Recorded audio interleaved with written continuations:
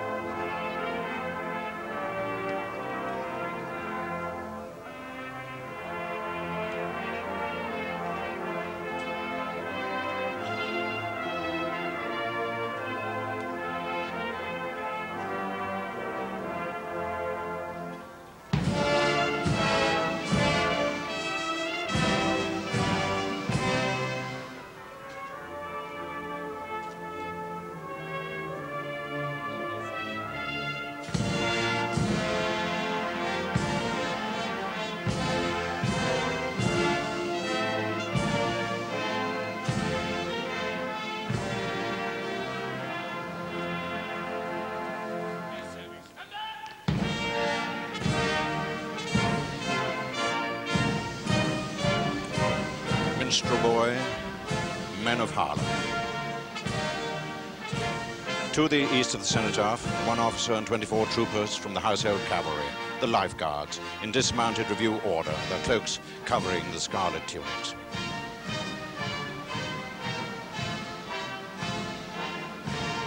Beside them, one officer and 16 gunners of the King's Troop Royal Horse Artillery in full dress. Another 16 gunners and horse guards will fire the gun to signal the beginning of the silence in some 20 minutes' time. 3 officers and 57 soldiers of the 2nd Battalion Grenadier Guards, in guard order with bearskins and greatcoats. 14,000 guardsmen died in the 1418 war, over 5,000 in the Second World War. Most of these young men wear on their tunics campaign medals for peace, keeping duties overseas and service in Northern Ireland. Charlie Quinnell's medals and memories are older by 70 years. I'm a first war man, and I had some very poignant experiences. On occasions such as the Battle of Loos and in the Battle of the Somme, it was the custom in the First World War for the infantry to bury their own dead on the battlefield. Now, this had to take place at night time in the dark, otherwise we should have been shot at. Because on the dead, 90% of the dead lay in no man's land. That was the land between our barbed wire and the Germans' barbed wire. I used to take a party of 6 out, and we did this several times until we got quite expert at it. We used to sort out the largest shell holes, which of course were circular. We'd take the largest shell holes because they'd already dug down about 4 feet. We used to square the holes and make a rectangle. And we'd bury 4 to 6 men in there. But before we buried them, we used to put our hands down in the neck and take their identity discs out. And every soldier used to carry a handkerchief in his right-hand trouser pocket. We then take out his pay book and any letters which he kept in his top left-hand breast pocket, put that in the handkerchief with his identity disc, and then we would put the 4 or maybe 6 men into the hole, and then I'd give the order, fill in, and when we filled in, level with the earth on all round, I would say, up lads, and we would all salute. And I'd count about 6 and say, right, down lads, and that's all. When we'd finished our night's work, and perhaps we would we would repeat what I related before, perhaps 6 times. We would hand in all those personal effects to the battalion headquarters. From there, they would be sent to the nearest relations. And when I sing this hymn, "O Valiant Hearts," it takes my mind back to those nights that I laid a good many of our boys to rest. O valiant hearts, who to your glory came, through dust of conflict and through battle flame, tranquil you lie, your knightly virtue proved, your memory hallowed in the land you loved. Proudly you gathered, rank on rank to war, as who had heard God's message from afar. All you had hoped for, all you had, you gave to save mankind. Yourselves you scorned to save. Charlie was awarded the military medal in 1916 and in October of that year lost a leg in the battle for Bapaume. The military medalists are here this morning, and for the first time 12 members of the British Limbless Ex-Servicemen's Association determined to march past, 9 of them in their wheelchairs. From Horse Guards, the ex-servicemen move through the archway to Whitehall, where the mass bands play oft in the stilly night. Quiet memories that bring to old soldiers the light of other days.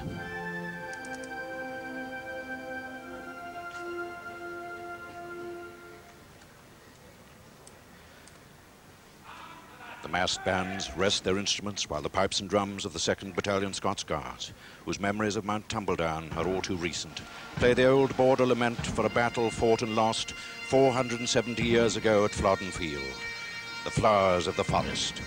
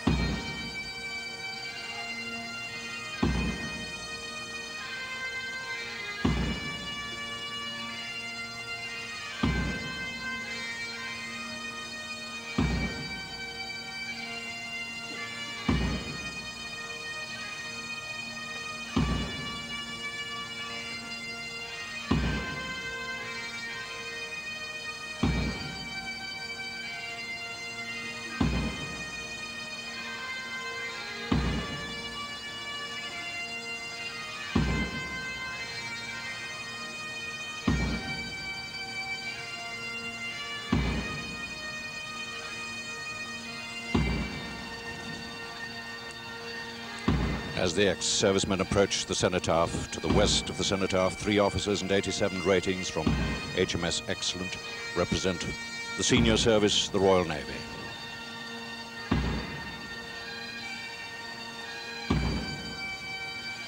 Beside them, 2 officers and 50 men of 40 Commander Royal Marines.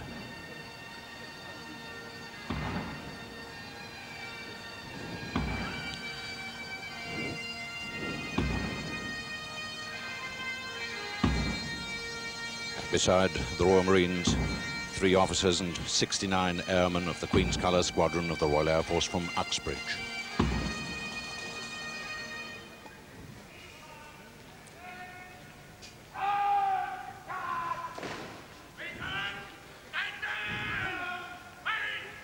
Flowers of the forest, always a moving sound carried on the still November air. Now the mass bands under the direction of Lieutenant Colonel Richard Ridings, Coldstream Guards, Senior Director of Music, Guards Division, play Nimrod by Sir Edward Elgar.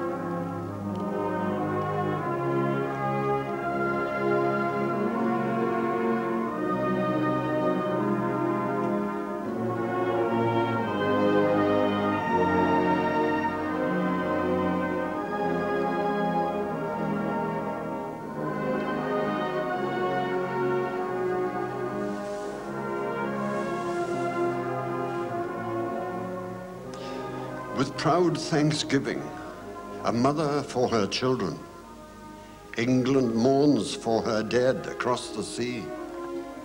Flesh of her flesh they were, spirit of her spirit, fallen in the cause of the free.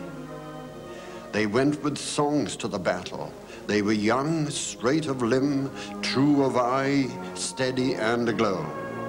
They were staunch to the end against odds uncounted. They fell with their faces to the foe. They shall grow not old as we that are left grow old. Age shall not weary them, nor the years condemn. At the going down of the sun and in the morning, we will remember them. They mingle not with their laughing comrades again. They sit no more at familiar tables of home. They have no lot in our labor of the daytime. They sleep beyond England's foam. But where our desires are and our hopes profound, felt as a wellspring that is hidden from sight, to the innermost heart of their own land they are known as the stars are known to the night. As the stars that shall be bright when we are dust, moving in marches upon the heavenly plain, as the stars that are starry in the time of our darkness, to the end they remain. Staff Sergeant Major Austin Jenkins reading some of the less familiar lines which surround those poignant words spoken at every act of remembrance throughout the Commonwealth, from Lawrence Binyon's For the Fallen. The mass bands play When I Am Laid in Earth.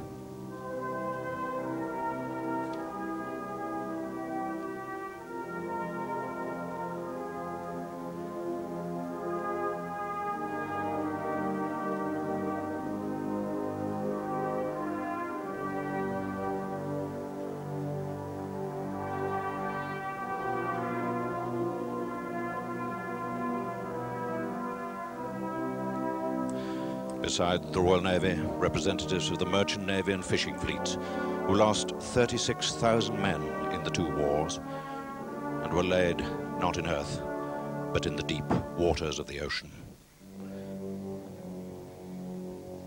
Merchant Navy cadets and Her Majesty's Coast Guards are also represented.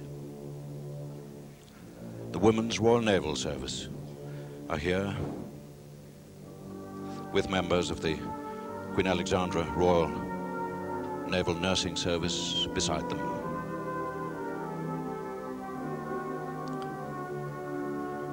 To the east of the Cenotaph, girls of 12 Company of the Women's Royal Army Corps. And facing them across Whitehall, 22 members of the Women's Royal Air Force. And with them, representatives of the Royal Air Force Nursing Service. A quiet, still, solemn picture around the Cenotaph. As we await the official processions, the choir, the chimes from the bell tower at Westminster that will summon us all to silence.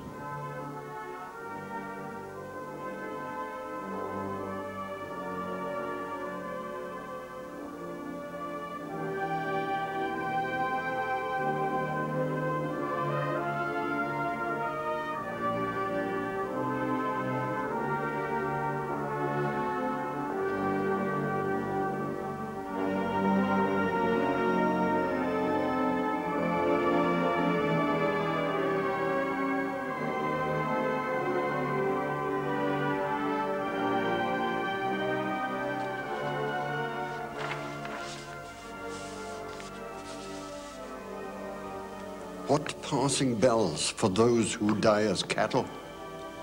Only the monstrous anger of the guns. Only the stuttering rifle's rapid rattle can patter out their hasty orisons. No mockeries for them from prayers or bells, nor any voice of mourning save the choirs, the shrill, demented choirs of wailing shells, and bugles calling for them from sad shires. What candles may be held to speed them all? Not in the hands of boys, but in their eyes shall shine the holy glimmers of goodbyes. The pallor of girls' brows shall be their pall, their flowers the tenderness of patient minds, and each slow dusk a drawing down of blinds. Wilfred Owen's anthem for doomed youth. And the youth know the children of another generation who will grow up in a very different world, sophisticated, selfish, disturbed and violent. Wearing their uniforms of scarlet and gold, the children of the Chapel Royal walk with the choirmaster, Mr. Popplewell, and the gentlemen of the Chapel Royal to their position beside the Cenotaph, as from the old Home Office building comes the Prime Minister, the Leader of the Opposition, the Leader of the Liberal Party, three former Prime Ministers, Mr. Heath, Lord Wilson and Mr. Callaghan. Mr. Neil Kinnock, attending for the first time as Leader of the Opposition. Mr. Heath, Lord Wilson, Mr. Callaghan. Behind, Mr. Heseltine, Mr. Younger, Mr. Edwards. Lord Whitelaw is there, the Lord President of the Council.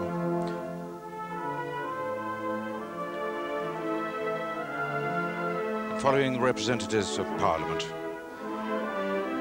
High Commissioners, Acting High Commissioners and representatives of 36 of the 47 Commonwealth countries.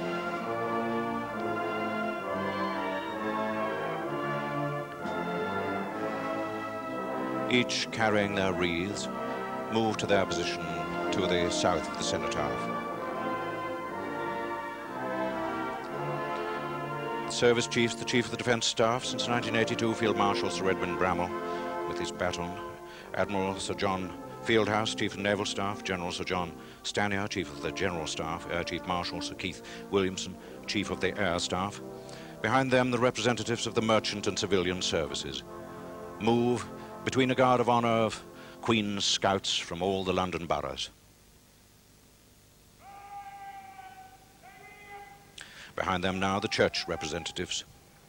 Chief Rabbi since 1967, Sir Emmanuel Jakobowicz, with Father Michael Bunce representing Cardinal Archbishop of Westminster, the moderator of the Free Church Federal Council, Dr. Slack, the President of the Methodist Conference, Reverend Amos Cresswell, moderator of the United Reformed Church, the Right Reverend Alistair Walker, Roy Smith of the Unitarian and Free Christian Churches, Commissioner Yendel of the Salvation Army, and Reverend Frank Cooks, Vice President of the Baptist Union. So all the denominations are represented here, and many new faces and new positions of political responsibility around the Cenotaph. But the essential pattern, the same down through the years. For this one occasion, those who walk the corridors of power do not take the center of the stage. That is reserved for our own most private and silent thoughts, for the memories and the faces and the names that are central to our individual remembrance.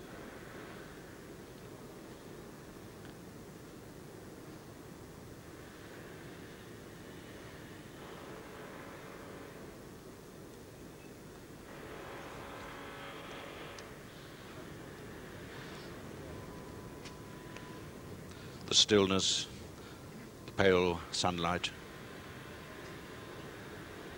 and up on the balcony above, members of the royal family, Duchess of Gloucester, Princess Michael of Kent, the Duke of Gloucester, Duchess of Kent.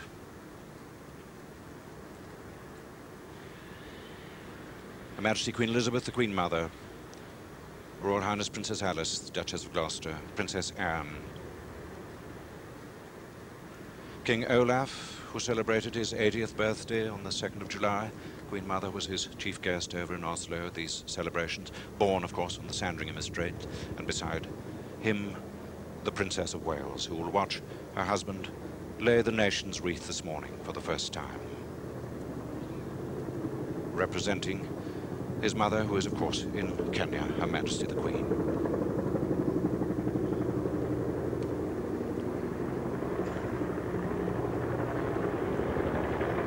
Through the still air, the sound of the motors of a helicopter. Because sadly, all such occasions are occasions now where security is a major concern. His Royal Highness the Prince of Wales, with him his brother Prince Andrew, the Duke of Kent, and his brother Prince Michael of Kent. For the first time, the Prince of Wales will represent Her Majesty the Queen at this Cenotaph ceremony, and so he stands in front of the other royal princes. And when the princes have paid their compliments to the Cenotaph, they will stand at attention for the 2-minute silence, a silence observed throughout the length and breadth of these islands, and which begins as Big Ben, covered in scaffolding, strikes 11.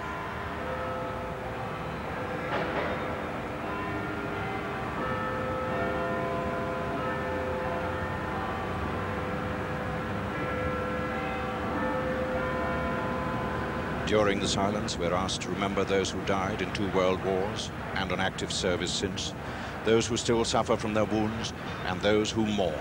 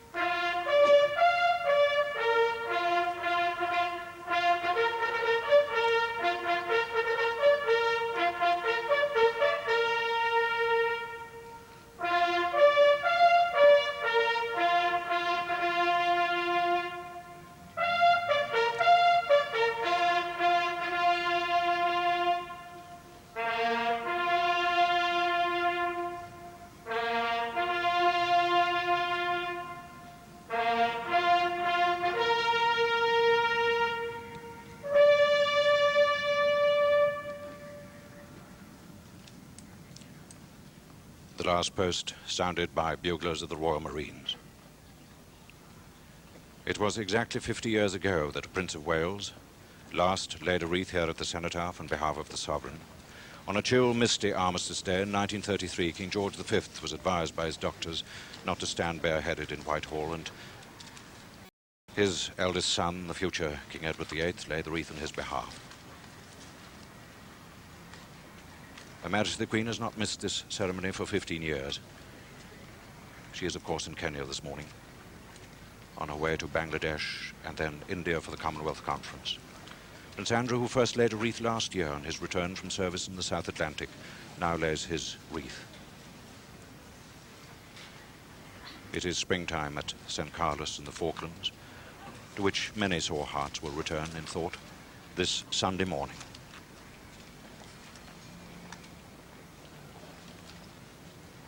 His Royal Highness the Duke of Kent, a Major General since June the 11th of this year, lays his wreath on the Cenotaph.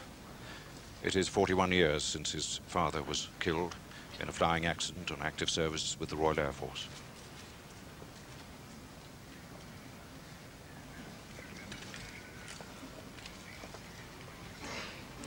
His Royal Highness Prince Michael of Kent, who served as a major in the Royal Hussars, lays his wreath too beside his brothers. Like many who remember today, he pays tribute to a father he wasn't really old enough to know. He was a few weeks old when the fatal accident happened.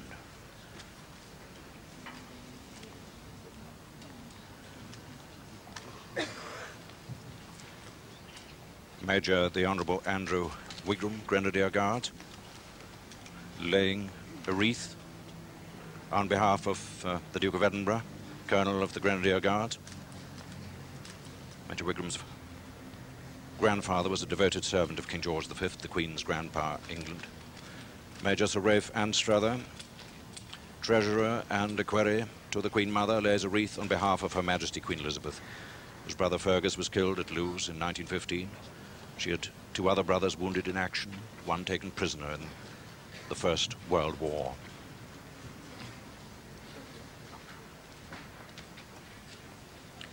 Major David Bromhead, Royal Regiment of Wales, lays a wreath on behalf of their Royal Highnesses, the Prince and Princess of Wales. Princess watches with King Olaf and Prince Anne beside her.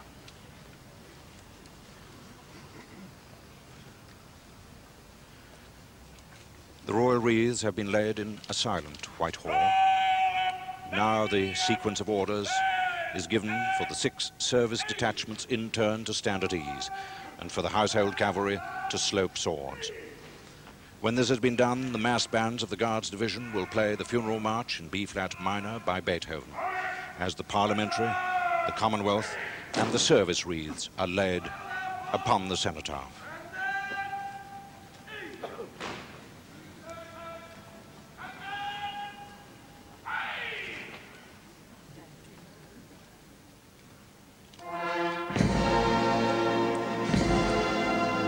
Mrs. Thatcher, in the first November of her second term as Prime Minister, lays a wreath of Flanders poppies on behalf of Her Majesty's government.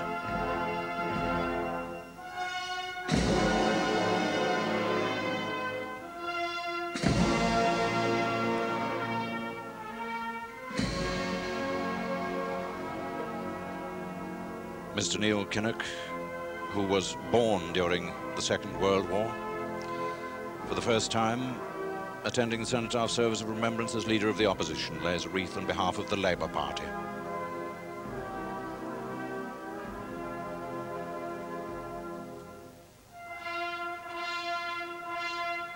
Leader of the Liberal Party, Mr. David Steele, leader since 1976, lays his wreath. He once went to school in Kenya, where Her Majesty the Queen is this morning. His father was minister for a while of St. Andrews, Nairobi. And also for the first time as Secretary of State for Foreign and Commonwealth Affairs, Sir Geoffrey Howe, lays a wreath on behalf of the dwindling number of dependent territories. made at Kew Gardens each year from blooms which represent such scattered places as Hong Kong, Falkland Islands, Gibraltar, Bermuda, and the West Indies. The wreaths of the Commonwealth, the three original dominions of the old empire, Canada, Australia, New Zealand, and the three nations which became independent within the first 10 years of the new Commonwealth, India, Sri Lanka, and Ghana.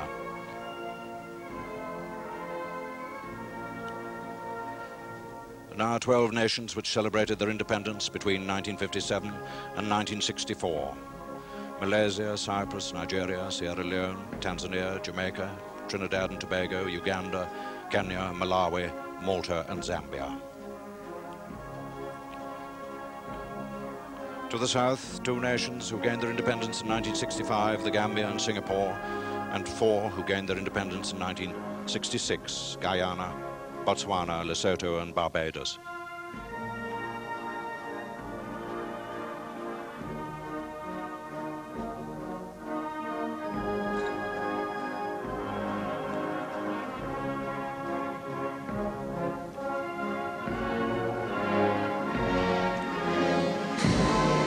Nations which have achieved independence from 1968 until the present time: Mauritius, Swaziland, Tonga, Fiji, Bangladesh, Bahamas, Papua New Guinea, Seychelles, Dominica, Eastern Caribbean states, Zimbabwe, and for the first time Belize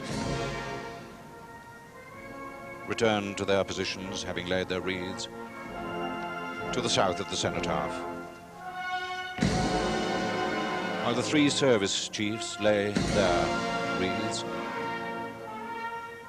First Sea Lord, Chief of the Naval Staff, Chief of the General Staff, Chief of the Air Staff. Step back and salute. And they will be followed by the representatives of the Merchant Navy and Fishing Fleets, the Merchant Air Service and the Civilian Services. Mr. Gallin for the Merchant Navy, Captain Lear for the Merchant Air Service, Lawrence By for Her Majesty's Chief Inspector of Constabulary for all the civilian services. And when they have returned to their position, the Bishop of London will conduct a short act of worship.